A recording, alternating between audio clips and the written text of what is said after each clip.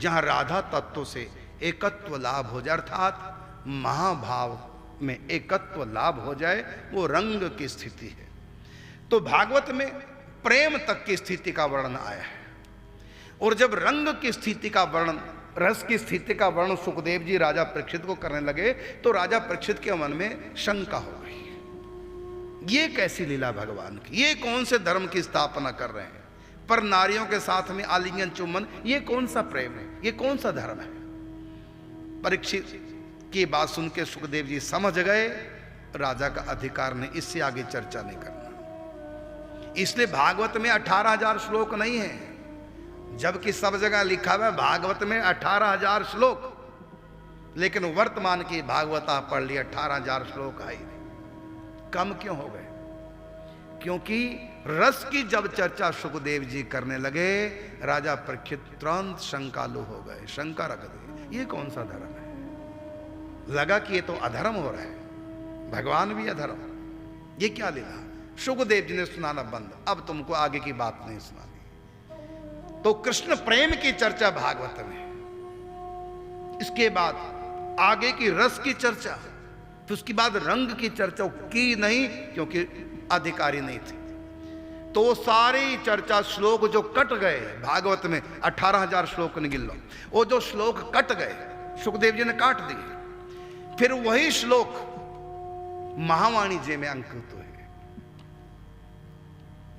हरि व्यास देवाचार्य जी महाराज उस रस को महावाणी में लिखते हैं।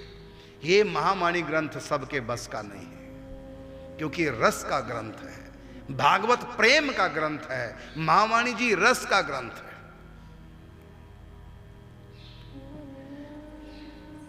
तो भागवत में जो श्लोक सुखदेव जी नहीं सुनाते, जो पिता वेद व्यास जी से पढ़े थे, पूरी भागवत नहीं सुनाई, वो फिर सारी व्याख्या श्री हरिव्यास देवाचार्य जी ने महावाणी ग्रंथ में की।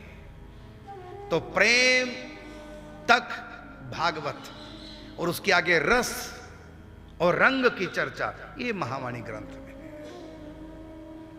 तो महावाणी ग्रंथ के जो देवी है वो इष्ट, वो राधा रानी है। भागवत की इष्ट कृष्ण है, भागवत के इष्ट कृष्ण है, और रस के इष्ट युगल है, और रंग के इष्ट राधा रानी। फिर सुनेंगे, प्रेम के इष्ट श्री कृष्ण, रस के इष्ट राधा कृष्ण, और रंग के इष्ट केवल राधा रानी। और भागवत जी क्या है? ये प्रेम का ग्रंथ है, ये प्रेम की पोथी है, अर्थात भागवत के इष्ट श्री कृष्ण है, और महावाणी जी के इष्ट युगल रस। तो सर्वोपरि जो आनंद है वह है रसोपासना में। भागवत में प्रेम उपासना है, रस उपासना भी भागवत में है, लेकिन वो परसी नहीं गई, हल्का सा परसा था।